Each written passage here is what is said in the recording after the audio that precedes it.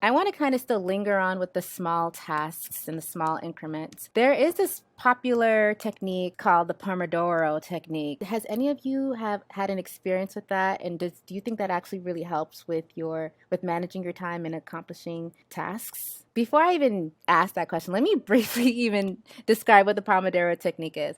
So the Pomodoro technique essentially is like you give yourself a time boxed amount of time, so like say 30 minutes to solve a problem, right? And regardless of the outcome, you give yourself a break for 5 minutes and then you get back into it. The idea is that you're going to limit the amount of time you have to focus on a problem, and that kind of puts you in a zone where you can be more productive and have more focus.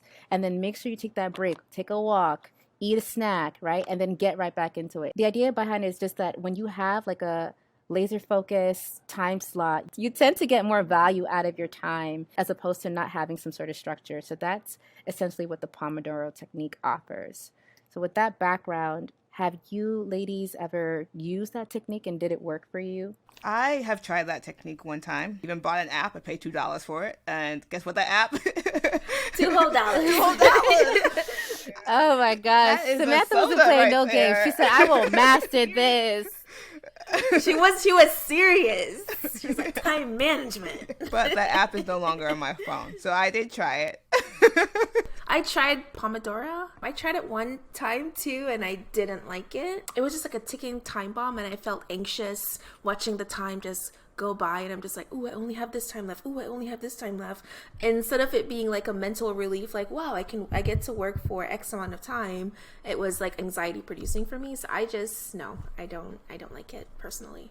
Have you tried it, Sandy? I have tried it. I tried it once or twice, and it was productive. But the thing about me, I don't even think it's like the time boxing part. I think it's this consistency part. So it's like I could do it once or twice, but what is going to draw me to do it today, tomorrow, the day after that, the week after that? So that was kind of my issues with the Pomodoro technique. It's interesting that you say that, Sandy, because I think one of the key things with time management is consistency. So the way that you learn to manage your time is to put in like that consistent and intentional effort in the beginning to manage your time.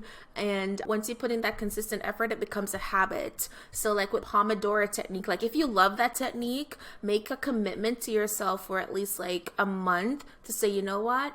I'm going to do this for X amount of time every single day, including the weekends. So it becomes a habit. And then one day you're going to wake up and it's just going to be so natural to you. But you have to be consistent. Yeah, it's very important, consistency. Even though we all don't really use the why is this one hard to say? Pomodoro? I don't know. I just know it's like that red apple thing. Like, that's all I know. Yeah, same. Okay. Even though we don't use it, like, we can't, like, discard its value. Like, a lot of people do use it, and a lot of people do find it valuable. But I like the fact that you have, like, a short amount of time to do something. So, like, in high school, we had like homework assignments, and we would always just do it last minute, but we would get it done in that amount of time, even though we had like a whole week to do it. So it's important to get it's true. I feel personally attacked. Right? So I think it's super important to know, like, when you give yourself deadlines, you're going to get the thing done versus having like an endless deadline. I think you know what I'm saying. Just like give yourself shorter deadlines is very important. And on that point, the technique, I don't use that technique, the word that we can't say. I use time blocking. So on my calendar at work, I block off my time. It's just like a little cute little emoji typing, and it's just like working. And so people know that do not schedule any meetings over that time, even though it still happens. But I just block off a certain amount of time throughout my day for focus time for work. And that's what works for me personally, just blocking my calendar.